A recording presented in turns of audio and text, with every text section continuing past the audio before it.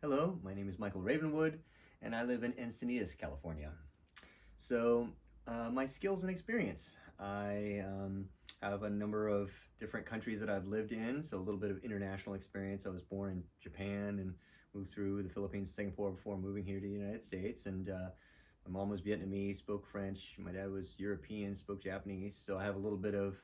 I myself only speak English fluently, so no language skills like that. But a little bit of experience, kind of getting along with different types of people, and eventually helping to negotiate between them. So I have a degree in psychology, and have been, kind of a community mediator my whole life, even since I was a kid.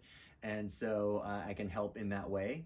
I have some experience, actually having worked in intentional community building and networking. I was in the core council of the Tribal Convergence Network, which is one in which, a lot of different as it implies, different tribes sort of converged to, find common vision and purpose as to how we can support the next phase in human cultural evolution.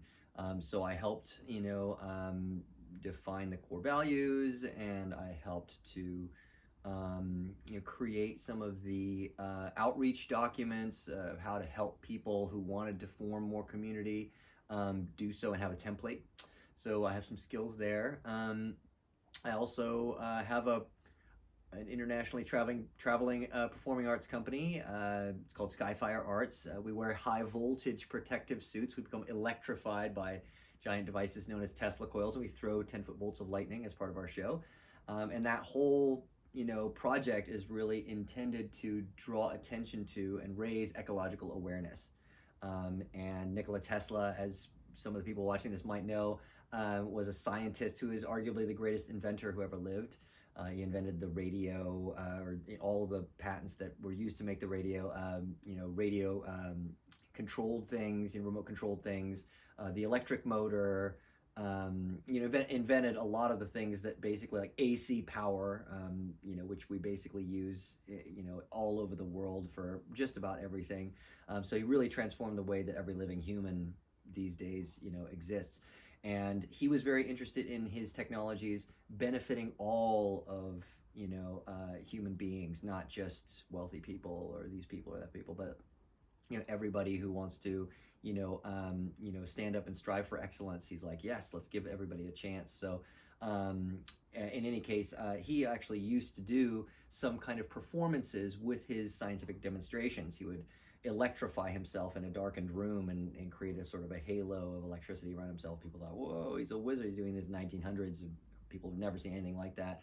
And then he would say, well, if you think that's amazing, watch the way that these technologies are going to transform society.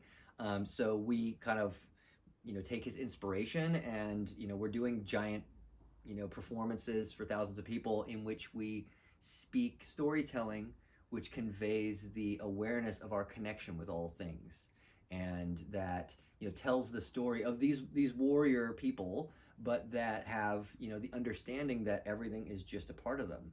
And for whatever reason, creation developed this situation in which we are called upon to struggle for our existence and stand up for those that we love, and that actually creates an opportunity for courage and for certain things that wouldn't be possible if those dangers in life didn't exist. So anyway, our performing arts company, my performing arts company, is designed to spread ecological awareness. And then I have, I'm in the development of an academy. I've been teaching for years, but I'm in development of like an actual academy offering in which we not only, use Skyfire Arts to inspire ecological awareness, but we use Skyfire Academy to take people through the process of discovering how they can use their energy, because everybody's already using their energy in these ways.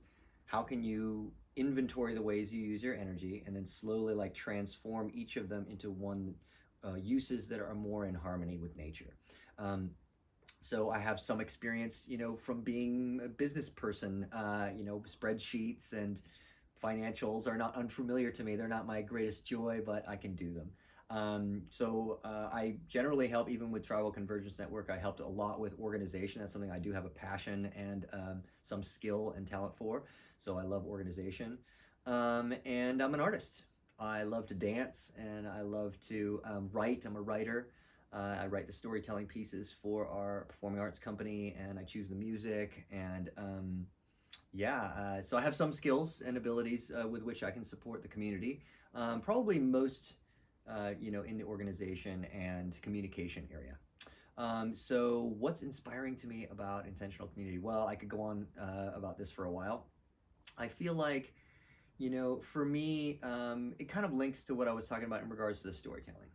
So because things are difficult, because things are challenging, we have a deeper and richer experience of life.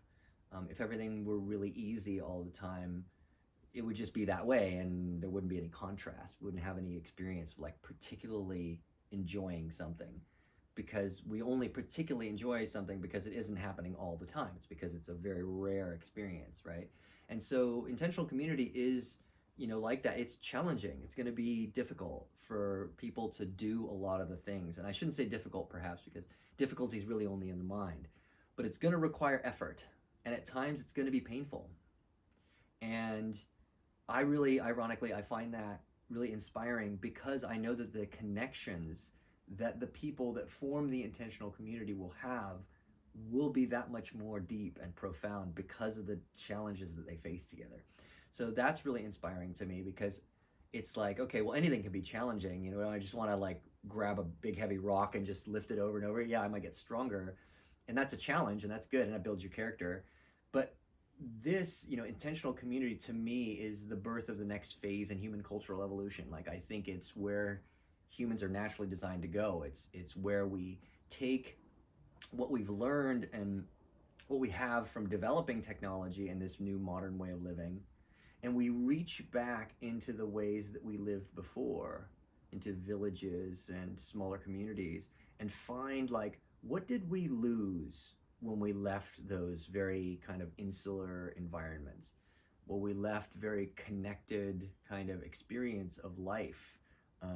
We lost a certain amount of like loyalty. A lot of people just leave their parents, and then they just never really pay attention to their parents, and they, languish in nursing homes and etc. So like this kind of community, intentional community and ecological villages and whatnot, we have the opportunity through them to, use the technology that we have and use the advancements that we have, but also reach back and like recapture, okay, let's have deeper, more profound connections still, and let's face challenges together. Let's not just like unfriend somebody with the click of a button just because they said something that offends us or whatever. Like, let's deal with the people who offend us. And hopefully, if you've established common values at the beginning, then everybody should be able to come back around to, oh yeah, we all still value this thing. And so it's very inspiring to me to be part of the process in which we are, kind of bringing this new way of living that is really a combination of the current way of living and the previous way of living. But it's super inspiring to me to be on that cutting edge of like, what does the next way of living look like for humans? What can that possibly look like? And so that's super inspiring to me. And reservations. So yeah, I mean, I, like anyone, I think, have reservations around, I hope, the right people gather for this thing.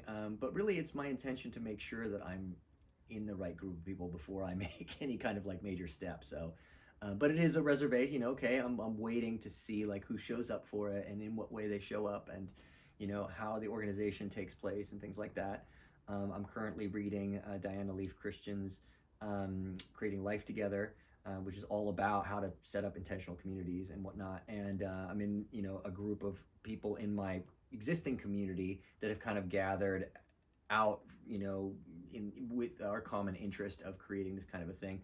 And I'm studying the whole thing, and I'm just like, I'm in the process of making sure that the right people are involved from the very beginning, so that, that core is really strong and can weather whatever storms are going to happen along the way.